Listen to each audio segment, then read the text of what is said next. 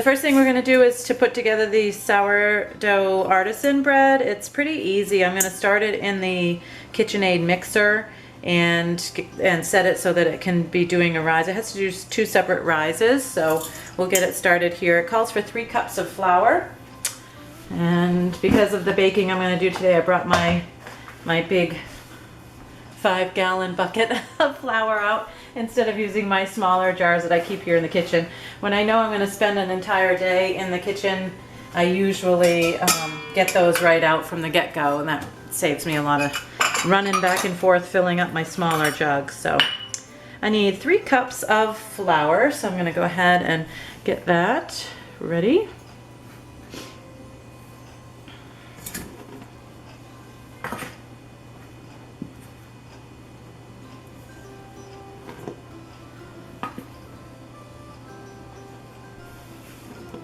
I need 1 1/4 cup of warm water.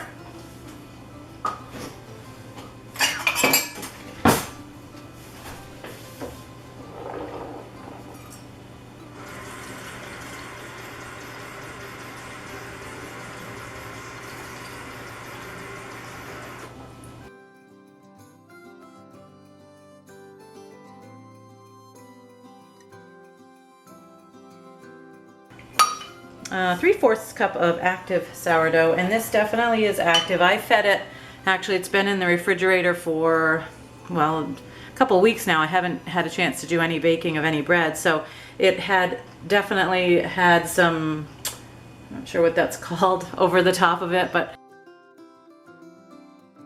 so I got all of that off the top, fed the starter. And then today, or yesterday, last night actually, it looked like this, but I left it out of the refrigerator overnight, and so it's for sure nice and active. You can see the bubbles in there. So I need 3/4. This is a 1/4 cup measure, so I'm going to do 3 of these.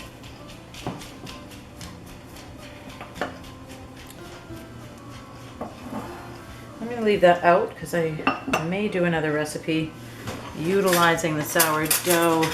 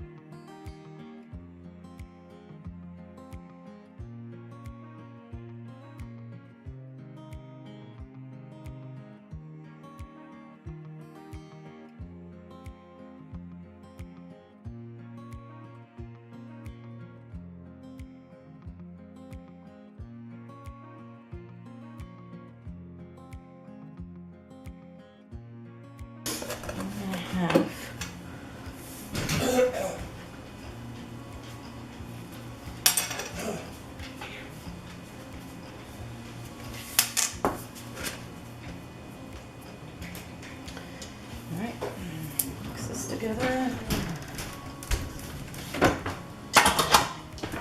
All I've done is put that into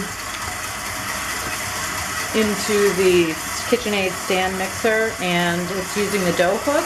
It's just going to knead for 5 minutes, and then if you're going to knead it by hand, you'd have to knead it for 8 or maybe even 10 minutes. But you want to make sure that you add just a little bit more flour as needed. So it's going to create a dough that is still clinging to the bottom of the bowl, but it's also clearing the upper part of the bowl. So it's going to be tacky, but it shouldn't cling to your fingers necessarily.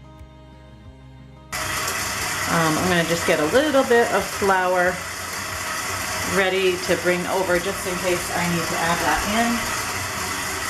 And I do.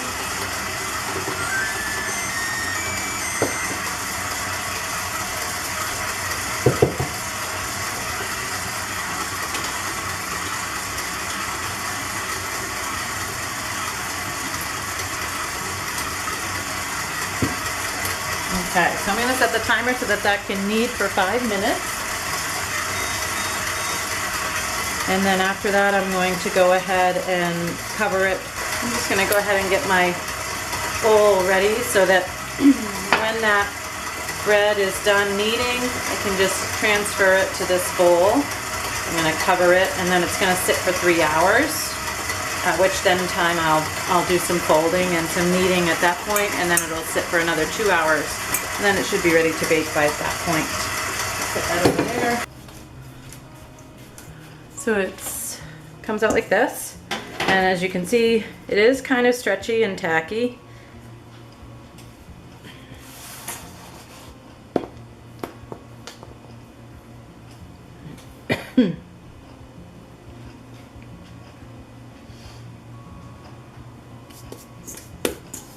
So I just sprinkled a little bit of flour just on my fingers here because I want it to be tacky, but I don't want it to really cling to my fingers. So that little bit of flour just kind of helps with that. And then I'm going to just go ahead and put it in my prepared bowl. This bowl has some avocado oil on it. I'm going to go ahead and flip my artisan loaf so that it's covered in oil, and then I'm going to go ahead and cover it and let it do a 3-hour rise. You know what, I think I'm going to make I'll make another loaf.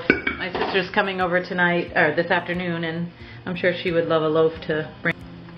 It's ingredients that you have on hand usually anyways. I mean, most people have flour in their homes and salt. And as long as you've got your starter, although actually this one I'm going to let sit for 15 minutes before mixing in the dough with the dough hook. I'm going to just let it sit after I combine it because it does say that, and I do generally do that, and that last time I just threw that loaf together, I kind of forgot to set it out for 15 minutes and just let it sit there. So you just kind of combine it first.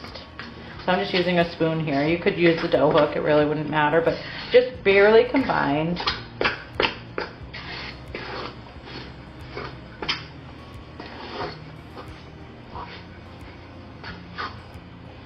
Okay, so there's, barely combined. It's not kneaded at all.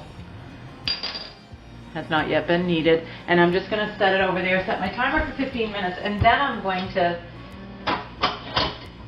turn the mixer on for the 5 minutes and see. I'll compare the two loaves and see if there's a large difference. So again, I'm just going to take some avocado oil.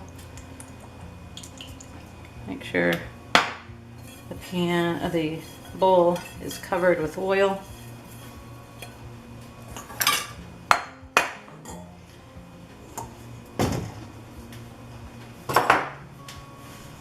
Just a little bit of flour on my fingers.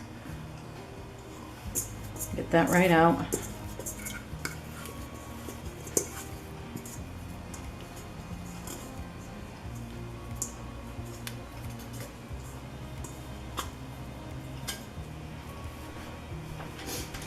And then we'll go on to making our other loaf. Now this no-knead loaf here is slightly different. Obviously it doesn't have the sourdough, it's going to have active dry yeast for this one.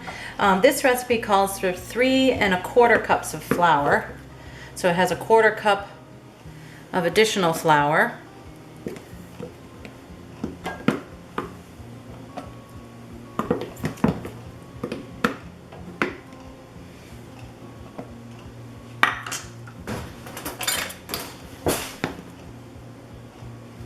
There we go. And then 2 teaspoons of salt. So it has an additional 1/2 teaspoon of salt.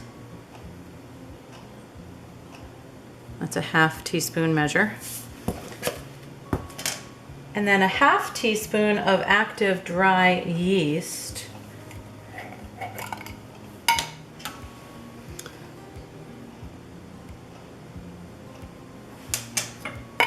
And then 1 1/2 cups of water at 110 degrees. So 1 1/2 cups of water going in.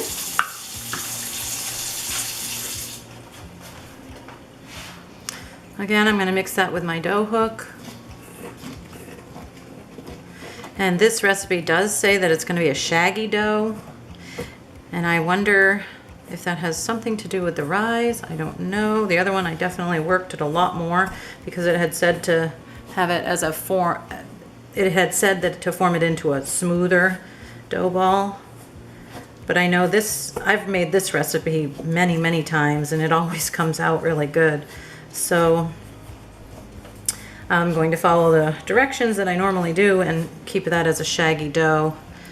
So I've just mixed it with the dough hook until the water is incorporated into the yeast and until the water is incorporated into the flour. And then I'm going to work it a little bit with my hands. Not too much, but enough to make sure that it does form a resemblance of a ball here. And again, you want it to come off of the sides of the pan.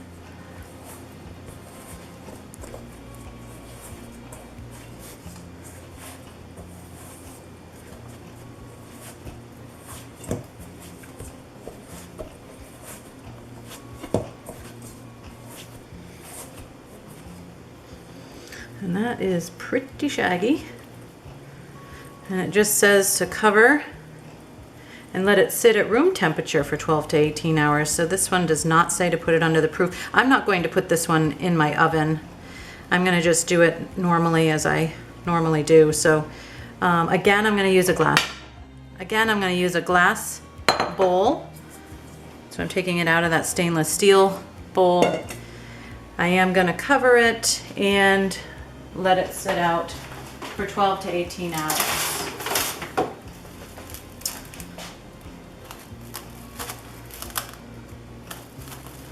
I think I'm going to just put a little bit of little olive oil just so it doesn't stick on here. Sometimes the artisan dough at the first rise does get a little bit,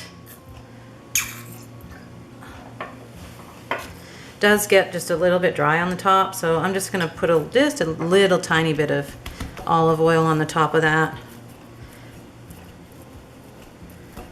just to try to prevent it from getting too dry. And now I'm going to cover it up tightly. It should at least double in size. It will form to the sides of the bowl, and then we'll do some more, just teeny bit of kneading. As soon as this has risen, doubled its size for 12 to 18 hours, I'm going to transfer the dough to just the floured surface on my countertop, and I'm going to fold it into itself, pulling those outer edges into the center. So I'm going to continue to do that until it's nice and smooth. So you want it to hold its shape. This is the other loaf of artisan bread that I'm going to, in 12 to 18 hours, I will shape that and knead that and pull the outsides into the inside. And then I'm going to put it into my Dutch oven with a piece of parchment paper dusted with flour. And then we'll let that rise for an additional half an hour before we bake it in the oven for 30 minutes. I bake it for 30 minutes at 350, or excuse me, I bake it for 30 minutes at 450 with the cover on, and then I take the cover off for the last 10 minutes. Okay, so my sourdough loaf bread is proofing in the oven, and the artisan bread is going to proof on the countertop. It's at room temperature. So we'll see what happens with that.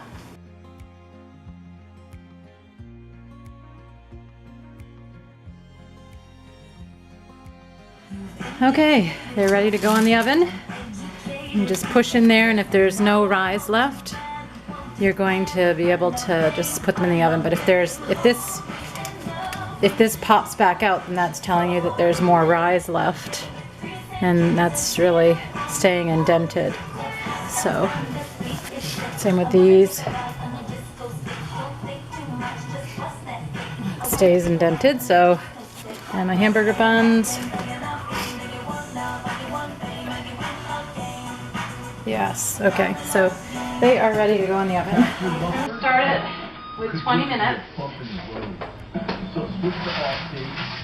And then I'm going to check it. I may have to put the heat down. My oven cooks a little hot, so I'll see what it looks like in 20 minutes. They really need to cook about 40 minutes. At least the internal temperature needs to be between 190 and 200. I prefer about 190, so I'll check it with a thermometer in 20 minutes, and it won't be done, but I at least can get an internal temperature, and then I'll let it go for another 15 minutes anyways, and I'll check the temperature. The hamburger rolls came out great. That crumb looks beautiful. I sliced them with the electric knife, and those came out really nice. The rolls came out good. Those are really heavy rolls. They're delicious though. The bread has a really nice rise, a beautiful crumb to it, but the outside, I did put butter on it to soften it too, but the outside is definitely too dark. So, but the only way I can get the internal temperature to register between 190 and 200 so that it's done in the center is to continue cooking it, and it ends up getting too dark on the outside. But I think next time I'm going to try to cover it or make an aluminum foil with tent over the bread and then try it that way, so that hopefully it would prevent it from getting so brown. But anyway, overall I'm really happy with I love the hamburger rolls. I've never made hamburger rolls before, so we're going to have pulled pork sandwiches later on, so I sliced them up and I'm looking forward to that. So